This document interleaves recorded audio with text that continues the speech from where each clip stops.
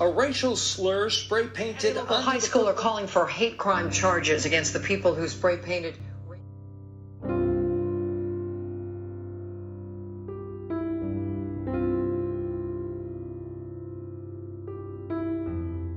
The response to vandalism was one in which "No Hate Here" was spelled out with athletic jerseys on the football field. This gesture was understood and appreciated, but there was a fear on social media and in the community that it was a very short-term solution, as the jerseys had to be taken off the field almost immediately after. So my question to you all is, what could we do as a community to open up the discussion, and what could we do to have more of a permanent outcome than, say, the jerseys on the football field? There are racial disparities that have existed for years in systems, and there's a role we can all play in advocates in addressing those racial disparities. As far as what we can do as a community, happens on a lot of different levels.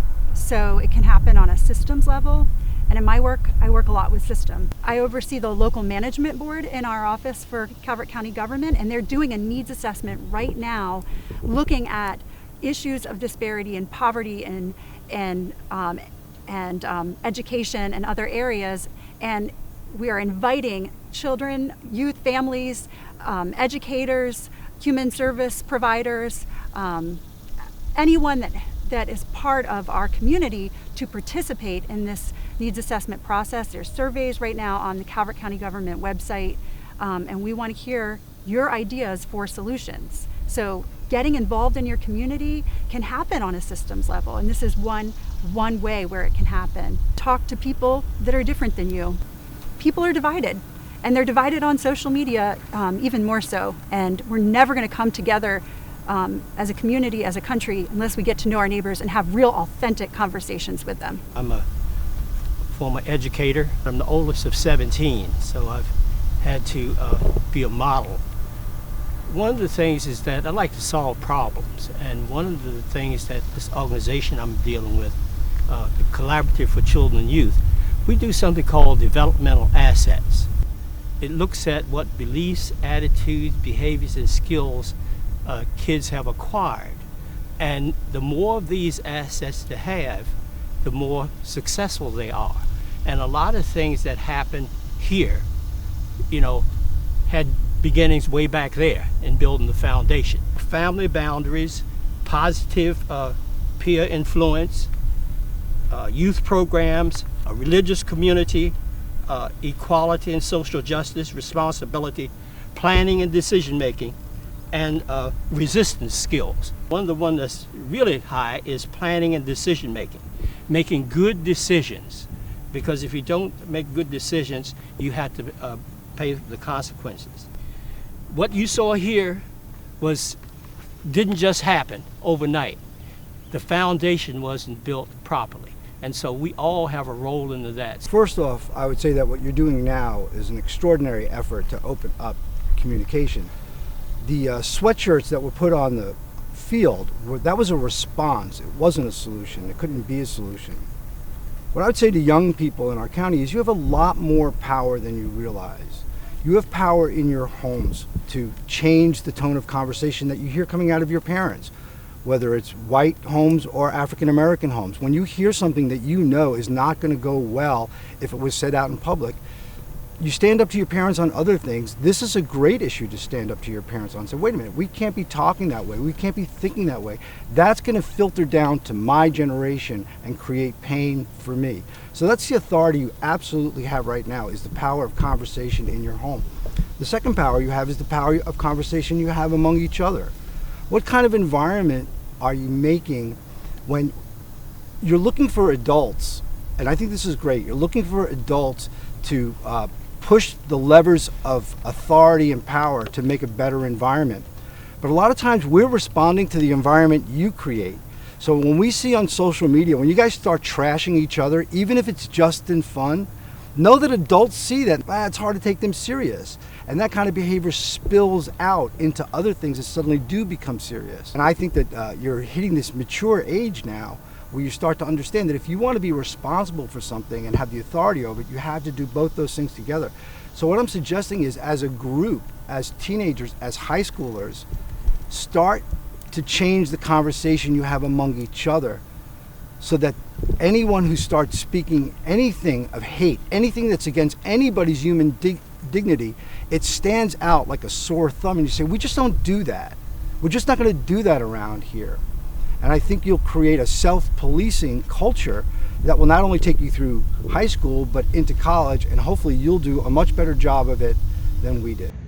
I feel as though it's not up to the kid to educate themselves entirely, because, you know, from ages 0 to, I don't know what it actually is, I think it's 7, everything a child learns is because of their parents, is because of their teachers. Our elders are supposed to be setting an example for us, supposed to be teaching us that, okay, you need to learn that this is bad, and in that way we will act professional. But if you're having these kids educate themselves on racism, things that should have already been taught to us through the school system, through our parents, I feel as if like you're asking too much, because, you know, I probably have learned more on Twitter than I've learned my whole life in Calvert County and the public schools. You're absolutely right, Isaiah. The thing is, I was answering your question, which was, what can we do? And so I'm trying to show you what you can do as teens. There's no question, my generation has failed. The generation even between us has failed. We saw that on Sunday, spray painted on the football field. So yeah, I'm not throwing the blame to you. I'm throwing the responsibility of the solution to you. We clearly have not done a good job, and I'm trying to pass the baton and say, you guys have the authority, you have the voice, now do it. So when I'm saying it's not about whether you act professionally or not, it's whether when there's an environment within that generation of, you know, I hate you because you like country music, or I hate you because you like this kind of food, hate spills out. And so when the question is, what can you do? And that's the question you asked. What can your generation do? Is one, ignore some of my generation. That's exactly the point. We're on the same side of this issue.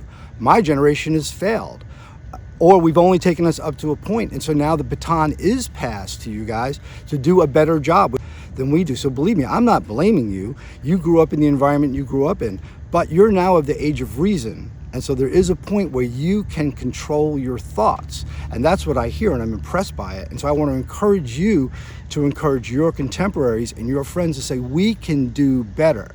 Encourage yourselves up to do better than we did. Okay, so to add to what Pastor Robert Hahn was saying about speaking up, we are putting in place a 5-year equity plan. And part of that equity plan this past year was something called Speak Up at Schools.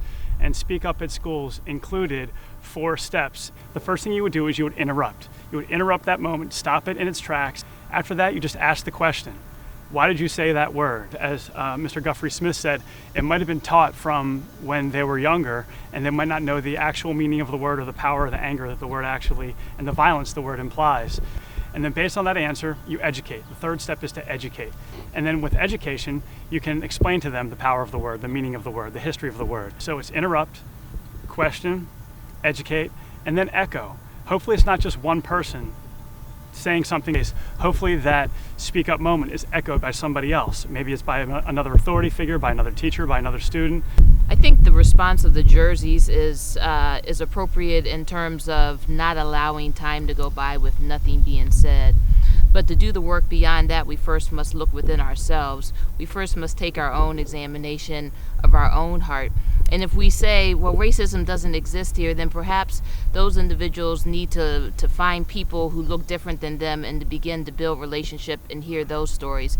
If we first don't look within ourselves, then we first can't really see how we may be perpetrators without even knowing it. Silence, I think, also will speak to complicity. So we have an obligation that when we see something, that we do say something, and that we speak out against whomever when we find matters of injustice going on. And lastly, I think we all have a responsibility to vote when we talk about systems that are in place.